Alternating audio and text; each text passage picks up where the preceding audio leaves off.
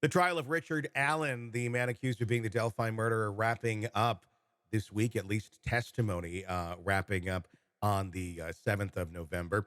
It's over to the jury now. The jury may have already rendered their verdict by the time you are listening to this, but we're going to be talking about how it all closed out with Jennifer Coffindaffer, retired FBI special agent. I'm just going to open it up here. There's two sides. I really want to hear strengths, weaknesses, what you thought. Let's start with the prosecution of Richard Allen, leading right up to those closing arguments that took place today and what we've heard reported. What's your thoughts on how it all went?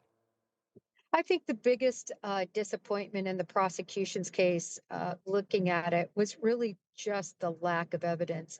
It's really stunning that this type of murder involving two females, involving clothes, you know, being taken off, a body being reclothed, the use of possibly a box cutter or at least a sharp instrument, and yet no DNA, no fingerprints, not one hair, not one bit of touch DNA, nothing, zero that connects Richard Allen to these brutal, vicious murders is really surprising to me.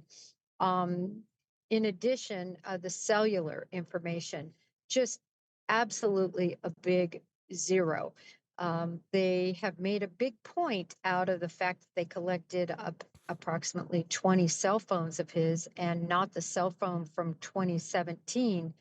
But they didn't do anything to prove what happened to the phone in 2017. The bottom line is the phone that he had, he specifically gave to law enforcement at the time. Mhm. It was recorded, the serial number, the details regarding that phone. Law enforcement did nothing to image it or to further investigate that phone, even though he gave it to the DNR individual. So you have kind of a goose egg there in terms of this 2017 phone. I do think it looks bad that it was missing. But did they do any investigation to find out, did he turn it in at that time to the carrier? Yeah, I didn't hear anything that was very specific on the investigation done as to where the phone was. we heard a lot of claims made in this from the prosecution, and then exactly like that, just kind of no follow up or any context to it. Like he didn't have the phone anymore. Well, most people probably don't have their phones from that time, but they did in fact have a chance to take a look at it back then. Another piece to this that I thought, excuse me, allergies are horrible right now, was the assumption here that his voice matched one of the people who testified. I believe it was a trooper, correct? That said the voice matched. Didn't quantify that with any sort of like vocal recognition software or vocal matching. Just yeah, it matches. Kind of, in my opinion, it matches. I was kind of shocked by that part and just the way it was presented as if it were a true expert opinion, but it just seems like it was a guy that thought it sounded like him. Well, it's such a great point you bring up, and I'm going to go one step further. Yeah. The judge even allowed testimony as to what was said on the tape. And that is just wrong, in my opinion.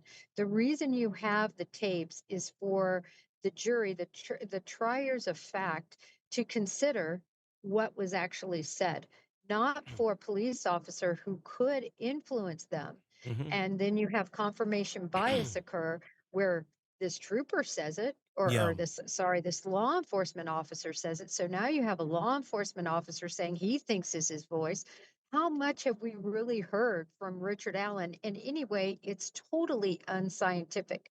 Yeah. I can tell you with the FBI, even though we had voice exemplars that we would send up to Quantico, Yeah. and I did it on multiple occasions, and always the report I got back, if it was a match, was something to the degree of, we can't not say it's him. Hmm. Literally, Yeah. that's what you get. You don't get that it is him.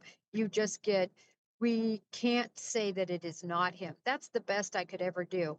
And so, what we did to prove a true voice exemplar was we had people who were siblings, parents, best friends, ex-wives get on the stand and testify because, of course, they would have heard that person speak for years on end and they can recognize the voice.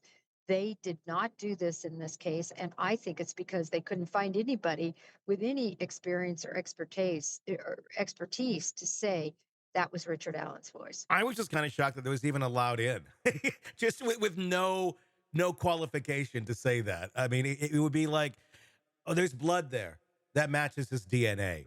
Like, how? I just know. It's like, no, you don't. You do not know. It was just kind of a stark statement to present to a jury as if it was some sort of expert testimony. Very bizarre. I I totally agree with you. And it's like a handwriting person Yeah, that isn't a that handwriting isn't a person, but handwriting you're person. the cop and you just say, see, the Yep. eye looks the same. Yeah. Oh, by the way, you've had absolutely zero training in that arena. Yeah. And, you haven't seen all of their handwriting, but yes. So I agree. There was a lot let in like that was just really opinions, Yeah. not from experts. No DNA found at the scene. And as you were describing, just how bizarre that is with the amount of handling that seemed to have been done. Was there no DNA found at the scene because they didn't examine things thoroughly enough, or was it for another reason? Was there any DNA found at the scene of anyone? I know we had the piece of hair that they looked at, but even that was surprising to hear just someone say initially, "Well, it's probably one of her family members. We're just not going to look at it." All the whole thing, the whole investigation just seems so bizarre, even if they don't have a lot of these sort of cases in that area. I don't know if you watched a detective show, it seems like you'd have a little more knowledge of how to handle a crime scene. Well, from my understanding, that crime scene was handled so poorly. There were multiple police officers traipsing through it. It was not properly cordoned off, as you would imagine it would have been. Mhm. And so you had a problem with really being able to collect DNA and some of the other information. And recall the hand swipe on the tree that some believed was a rune from the Odins. That hand swipe, which now they're saying was Libby's, at the time they didn't even take that and do a sampling of it until pretty recently, which was also very surprising. That should have been done at the very beginning of this investigation, because you would never know whose blood that was on there. And so it's just from A to Z, Yeah. in my opinion. Do I know whether Richard Allen did this crime or not? All I know is there is definitely, in my opinion, reasonable doubt.